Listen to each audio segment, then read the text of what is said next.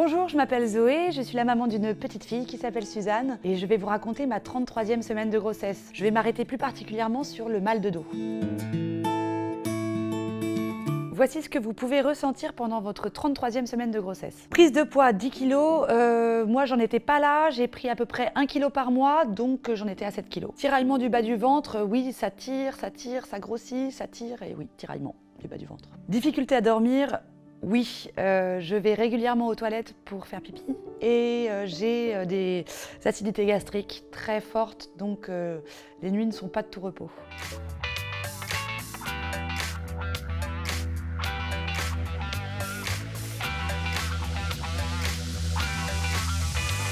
Le mal de dos pendant la grossesse, alors moi ça m'est arrivé, c'était vraiment difficile à gérer. Il se trouve que j'avais déjà des douleurs dans le dos avant de tomber enceinte, mais c'était des douleurs très différentes. J'avais mal entre les omoplates, j'avais mal dans la nuque, dans le haut du dos. Et là, ce sont des douleurs qui sont apparues dans les lombaires et la douleur du nerf sciatique qui commence dans la fesse et qui va jusque dans la cuisse. Pour certaines, ça arrive aussi jusque dans le pied. Moi, ça n'a pas été mon cas. Les douleurs ont débuté à partir du moment où j'ai commencé à avoir du ventre parce que mon centre de gravité changeait et que j'ai dû changer mon positionnement, j'imagine que c'est ça, et que plus ça grossissait, plus ça tirait dans les lombaires, moins j'avais d'abdos et plus je compensais avec le bas du dos.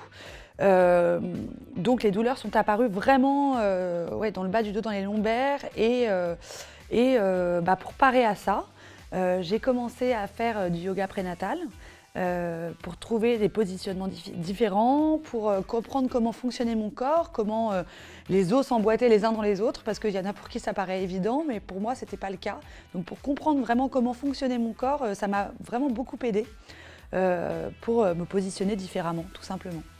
J'ai également fait de la natation, de la piscine. C'était quelque chose qui me soulageait énormément. Tout d'un coup, le poids du bébé, le poids du ventre était pratiquement plus là, quoi. On est en apesanteur, on flotte. C'était vraiment très très agréable. Moi, ça me soulageait énormément et je barbotais pendant des heures dans cette piscine avec énormément de plaisir. J'ai également été voir un kiné qui m'a donné des exercices, fait faire des étirements, qui m'a massé pour me soulager. Et ça a bien marché et je le remercie encore aujourd'hui. J'ai pas hésité également à changer ma façon de me déplacer et surtout ma manière de m'asseoir, de m'allonger. C'est-à-dire qu'avant on s'assoit, on y va, on se lève, on y va. Et là j'étais vachement plus précautionneuse. Je m'appuyais sur mes mains, j'arrondissais plus mon dos, notamment pour me relever de mon lit. Au lieu d'être allongée, de me lever d'un coup, je me mettais sur le côté pour me lever tout en douceur, pour pas que ça tire trop dans le bas du dos.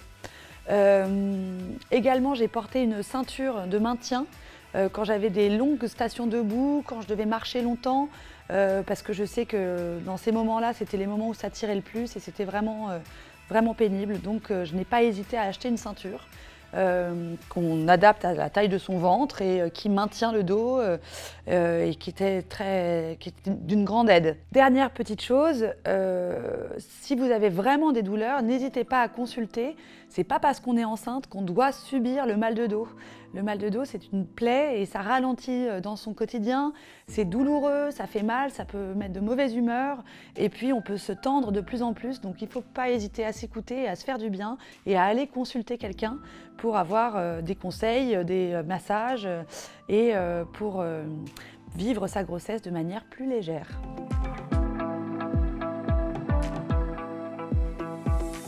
Le repos légal prénatal, accordé à tout le monde, est de 6 semaines en France.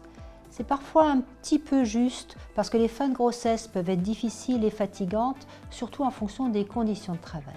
Donc ce repos supplémentaire dit congé pathologique est de 15 jours et il est accordé relativement facilement pour pouvoir terminer votre grossesse dans de bonnes conditions. Il est vrai que si vous aviez une pathologie, une menace d'accouchement prématuré ou une hypertension, eh bien vous serez évidemment en congé bien avant.